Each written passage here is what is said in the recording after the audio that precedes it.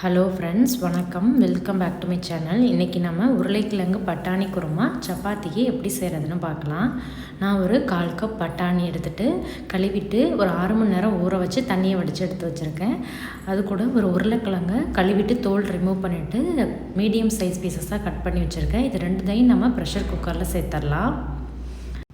இது கூட ஒரு 1/4 டீஸ்பூன் மஞ்சள் தூள், கொஞ்சமாக உப்பு ஆட் பண்ணிவிட்டு மூழ்கிற அளவுக்கு தண்ணி ஆட் பண்ணால் போதும். ஒரு தடவை மிக்ஸ் பண்ணி விட்டுட்டு ப்ரெஷர் குக்கரை க்ளோஸ் பண்ணி ஒரு 6லேருந்து 7 விசில்ஸ் விட்டு எடுத்துக்கலாம். 7 விசில்ஸ் வந்ததும் ப்ரெஷர்லாம் ரிலீஸ் ஆனதும் நம்ம ஓப்பன் பண்ணி பார்க்கலாம். இப்போ ப்ரெஷர்லாம் ரிலீஸ் ஆகிடுச்சு. இப்போ பட்டாணியும் உருளைக்கிழங்கும் நல்லா குக் ஆகிடுச்சு. உருளைக்கிழங்கை ஒரு பவுலில் ட்ரான்ஸ்ஃபர் பண்ணிவிட்டு 1-2 நம்ம மசிச்சிடலாம். இந்த மாதிரி மசித்து எடுத்து வச்சுக்கோங்க. இப்போ பட்டாணியையும் நம்ம 1-2 மசிச்சிடலாம். கம்ப்ளீட்டாக மசிக்க வேண்டாம். இப்போ இதையும் ஒரு பவுலில் ட்ரான்ஸ்ஃபர் பண்ணி எடுத்து வச்சுக்கலாம். இப்போ ஒரு கடாயில் தேவையான அளவு ஆயில் சேர்த்து ஹீட் பண்ணிவிட்டு அதில் ஒரு பிரியாணி இலை, 2 பட்டை, 2 கிராம்பு, ஒரு 1/4 டீஸ்பூனுக்கு சோம்பு சேர்த்து ஃப்ரை பண்ணிக்கலாம் லோ ஹீட்டில் வச்சுட்டு. இப்போ இது கூட ஒரு கொத்து கருவேப்பிலை ஆட் பண்ணிவிட்டு ஃப்ரை பண்ணிக்கலாம். ஒரு 2 ஆனியனை கட் பண்ணி வச்சுருக்கேன், அதையும் ஆட் பண்ணிக்கலாம். 2 பச்சை மிளகாயை கட் பண்ணி ஆட் பண்ணிக்கலாம். வெங்காயத்தை நல்லா வதக்கி விட்டுறலாம்.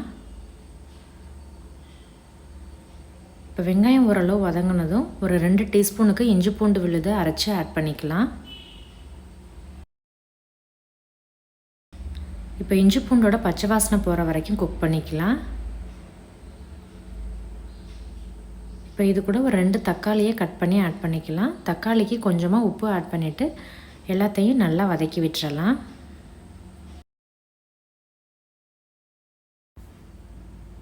இப்போ தக்காளியெல்லாம் நல்லா வதங்கினதும் இதில் 1 டேபிள் ஸ்பூனுக்கு மல்லித்தூள் ஆட் பண்ணிக்கலாம். ஒரு 1/4 டீஸ்பூனுக்கு மிளகாய் தூளும் 1/4 டீஸ்பூன் கரம் மசாலா பவுடரும் ஆட் பண்ணிவிட்டு லோ ஹீட்டில் வச்சுட்டு 1 நிமிஷம் குக் பண்ணிக்கலாம். இப்போ மசாலாலாம் நல்லா குக் ஆனதும் நம்ம மசித்து எடுத்து வச்சுருக்க உருளைக்கிழங்கையும் பட்டாணியும் அந்த தண்ணியோடையே நம்ம ஆட் பண்ணிக்கலாம். இப்போ இது கூட நம்ம குருமாவுக்கு கொஞ்சமாக தண்ணியும் ஆட் பண்ணிக்கலாம். இப்போ உப்பு பார்த்துட்டு தேவைப்பட்டுச்சுன்னா ஆட் பண்ணிக்கலாம்.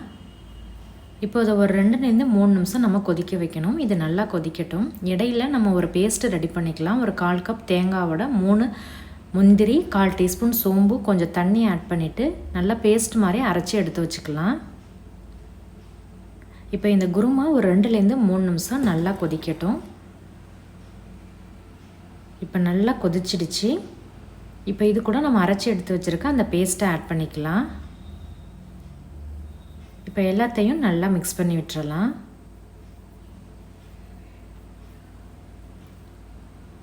உப்பு செக் பண்ணிவிட்டு தேவைப்பட்டுச்சுன்னா கொஞ்சமாக ஆட் பண்ணிக்கலாம். இப்போ திரும்பவும் இதை ஒரு 2 நிமிஷம் நல்லா கொதிக்க வச்சுக்கலாம். கொஞ்சம் திக்காகி பச்சை வாசனையெல்லாம் போகணும். இப்போ நல்லா குக்காகி நல்லா வாசமாக இருக்குது.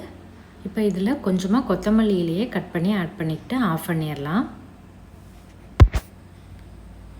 இப்போ டேஸ்டியான உருளைக்கிழங்கு பட்டாணி குருமா ரெடி ஆகிடுச்சு. இதை நம்ம சப்பாத்தியோட சர்வ் பண்ணலாம். இந்த வீடியோ பிடிச்சிருந்தா லைக் பண்ணி ஷேர் பண்ணிவிட்டு சப்ஸ்கிரைப் பண்ணி பெல் ஐக்கானை கிளிக் பண்ணி ஆளுங்கிற ஆப்ஷனை கிளிக் பண்ணி வச்சுக்கோங்க. தேங்க்யூ ஸோ மச் ஃபார் வாட்சிங்.